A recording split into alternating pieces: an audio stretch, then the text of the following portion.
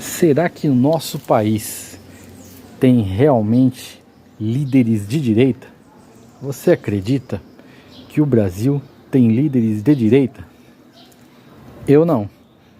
A minha opinião é que o Brasil é um país de esquerda e que a liderança de direita aí é apenas uma maquiagem jurídica para esconder os interesses, os grandes interesses aí